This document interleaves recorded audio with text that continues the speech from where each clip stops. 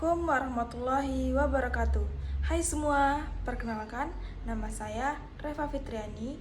Di sini saya dari Prodi D3 Kebidanan semester 1 kelas A. Di sini saya akan menjelaskan mengenai sistem endokrin pada tubuh manusia. Endokrin adalah salah satu sistem kelenjar dan sistem regulator pada tubuh kita. Nah, jadi pada tubuh kita itu terdapat beberapa sistem. Dua di antaranya yaitu sistem kelenjar dan sistem regulator. Nah, jadi pada sistem kelenjar itu terbagi menjadi dua, yaitu sistem eksokrin dan sistem endokrin. Lalu pada sistem regulator terbagi menjadi dua juga, yaitu sistem endokrin dan sistem saraf. Nah, jadi makanya endokrin termasuk kepada sistem kelenjar dan sistem regulator, karena endokrin termasuk kepada kedua sistem tersebut.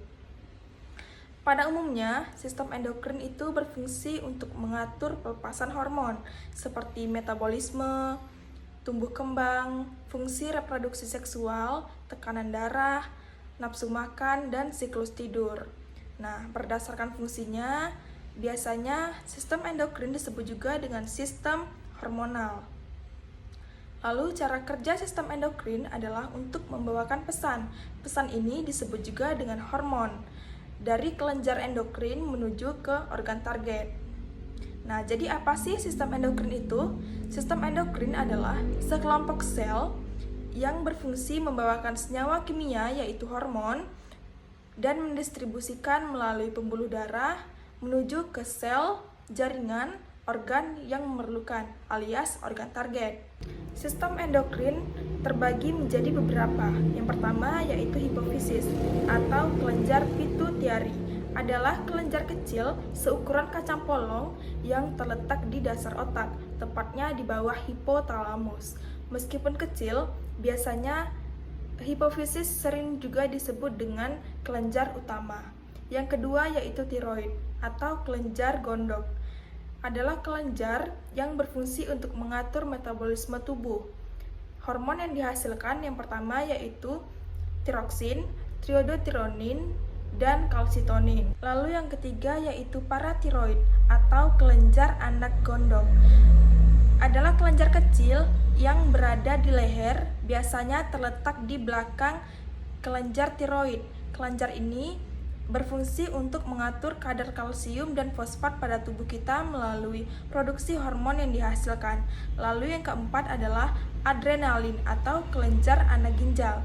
Adalah dua kelenjar yang terletak masing-masing di atas ginjal. Kelenjar ini memproduksi berbagai hormon. Yang pertama yaitu adrenalin, yang kedua noradrenalin, yang ketiga kortisol, yang keempat aldosteron.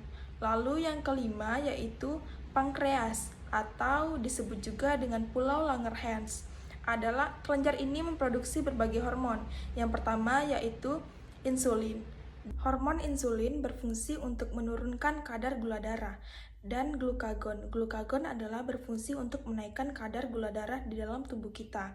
Jadi hormon ini berfungsi seperti untuk mengatur kadar gula darah di dalam tubuh kita. Selanjutnya yaitu yang kelima gonad. Gonad adalah istilah yang digunakan untuk menyebut organ reproduksi yang menghasilkan sel kelamin atau gamet dan hormon seks. Manusia terdiri dari dua jenis. Yang pertama yaitu testis. Pada pria, testis berfungsi untuk menghasilkan sel sperma dan hormon testosteron. Adalah hormon yang berperan dalam perkembangan pada pria, seperti pertumbuhan janggut, suara yang lebih dalam, dan perubahan lainnya. Selanjutnya yaitu ovarium pada perempuan, berfungsi untuk menghasilkan sel telur dan hormon seks wanita seperti estrogen dan progesteron. Sekian penjelasan mengenai sistem endokrin dari saya. Jika ada kekurangan, saya mohon maaf. Saya akhiri. Wassalamualaikum warahmatullahi wabarakatuh.